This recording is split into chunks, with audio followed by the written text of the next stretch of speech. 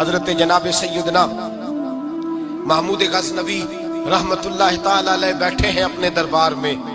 ایک غریب عورت تڑپتی روتی ہوئی آئی, ماں بلکتی ہوئی آئی اور آگے کہنے لگی بادشاہ ذرا مجھ غریبنی کی فریاد بھی سن.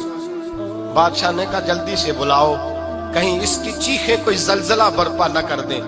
قریب آئے, کیا بات ہے؟ کہنے لگی کوئی شاہی خاندان کا نوجوان ہے, میں بیوہ عورت ہوں, ہندو مذہب سے تعلق رکھتی ہوں, میری 4 بیٹیاں ہیں. کوئی بادشاہ کوئی شاہی خاندان کا نوجوان ہے, سپاہیوں سمیت آتا ہے, شراب کے مٹکے لاتا ہے, میرے گھر میں گھستا ہے. میرے پاس اور تو کوئی شے نہیں, ایک عزت ہی ہے. جب وہ جوان بیٹی کی طرف دیکھتا ہے تو میں سوچتی ہوں اب دنیا میں بچا کیا ہے. بادشاہ میں بڑی مشکل سے تجھ تک پہنچی ہوں, میں اگرچہ ہندو ہوں پر میری فریاد رسی کون کرے گا؟ سلطان محمود غزنوی کہنے لگے تو جا, اور میں نے اپنے سارے سپہ سالاروں کو سپاہیوں کو حکم دے دیا ہے آئندہ جب تو آئے گی تو تجھے رات کا وقت بھی میرا دربار کھلا ملے گا. جیسے ہی وہ تیرے گھر آئے فوراً پہنچ جانا, آ کے اطلاع دینا. رات کا سناٹا, وہ غریبنی پھر تڑپتی ہوئی چیختی ہوئی آئی, بادشاہ ذرا جلدی کر غریب کی عزت لوٹ نہ جائے, ذرا جلدی نکل, دیکھنا کوئی سرمایہ آج ختم نہ ہو جائے. بادشاہ خود اٹھے, تلوار پکڑی, گھر میں گئے, دیا جل رہا تھا, دیا بجھایا. اب بادشاہ نے اللہ اکبر کہا اور شاہ میں زرق برق نوجوان کی گردن پر جب بادشاہ نے تلوار ماری, لڑک کر کے گردن دور گری. پھر ہندوستان کا فرما روا سجدے میں گرا, کہنے لگا اے اللہ تیرا شکر ہے, اے اللہ تیرا شکر ہے, اے اللہ تیرا شکر ہے.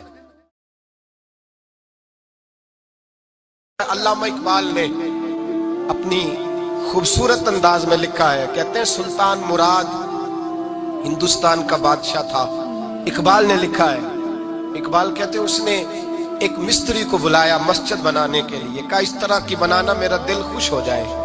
معمار نے مستری نے مسجد بنائی, بادشاہ سلامت کو پسند نہ آئی تو بادشاہ سلامت نے اس مستری کا ہاتھ غصے سے کاٹ ڈالا. پوچھ کوئی نہیں نہ سکتا, وہ سیدھا قاضی کی عدالت میں کٹا ہوا ہاتھ لے کے گیا اور قاضی کے دروازے پہ جا کے کہنے لگا میں پوچھ سکتا ہوں آپ کس کا کلمہ پڑھتے ہیں؟ پوچھ سکتا ہوں؟ تو قاضی کہتے ہیں میری کرسی بھی کانپنے لگی اور جس کمرے میں بیٹھا تھا وہ کمرہ بھی کانپنے لگا. میں نے کہا سوالی تو بات کر, کہانی پہلے بتاؤ کلمہ کس کا پڑھتے ہو؟ تو قاضی کہتا ہے میری آنکھیں برس پڑی. میں نے کہا میں اس کے کلمہ پڑھتا ہوں جو دنیا میں بھی میرا وارث ہے, قیامت میں بھی وہی میرا والی بنے گا. جو دنیا اور آخرت میں میرا والی ہے, میں مصطفیٰ کا کلمہ پڑھتا ہوں. تو کہنے لگے ہاں اس لیے تجھ سے یہ بات کہلوائی ہے کہ کہیں تو بادشاہ کا تو کلمہ نہیں پڑھتا, معاذ اللہ. تو قاضی عدالت میں بیٹھا ہے کرسی پہ, اس کا کلمہ تو نہیں پڑھتا؟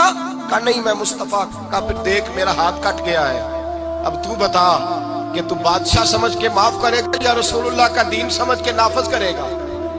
ڈاکٹر اقبال کہتے ہیں وہ قاضی نے حکم جاری کیا کہ فوراً بادشاہ کو بلایا جائے.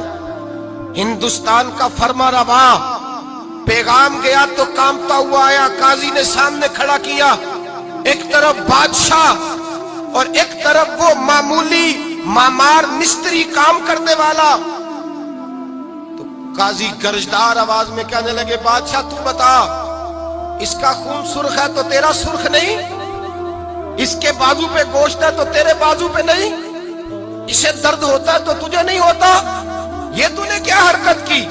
بادشاہ کی گردن جھک گئی. قاضی کہنے لگے پکڑو اس کو باہر لے جاؤ اور اس کا بازو کاٹ دو, اس کا بازو کاٹ دو. ڈاکٹر اقبال کہتے ہیں جہاں کانپ رہا تھا سارا کچھ وہاں خوشی کے شادیانے بجنے لگے.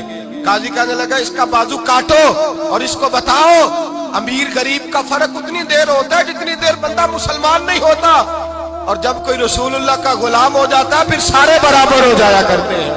بنداؤ صاحبو محتاج و غنی ایک ہوئے, تیری سرکار میں پہنچے تو سبھی ایک ہوئے, تیری سرکار میں پہنچے تو سبھی ایک ہوئے.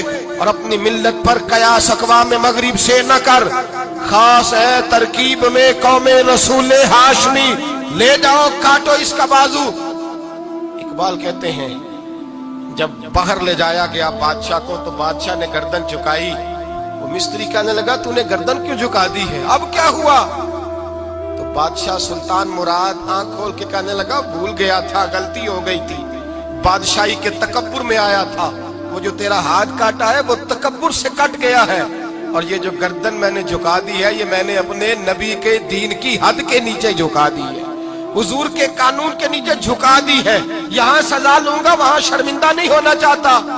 उस मिस्त्री ने बढ़ के सीने से लगा लिया और कहने लगा काजी साहब मैंने माफ किया, मुझे पता चल गया है कि मुसलमान बादशाहों का कलमा नहीं पढ़ते, मोहम्मद अरबी का कलमा पढ़ते हैं, रसूलुल्लाह का कलमा पढ़ते हैं। और जब तक मुसलमान नबी पाक का कलमा पढ़ेंगे कोई अल्लाह की हदों को नहीं तोड़ेगा, कोई दीन को पामाल नहीं करेगा, किसी के अंदर ताकत पैदा नहीं होगी कि वो दीन की हद को तोड़ सके।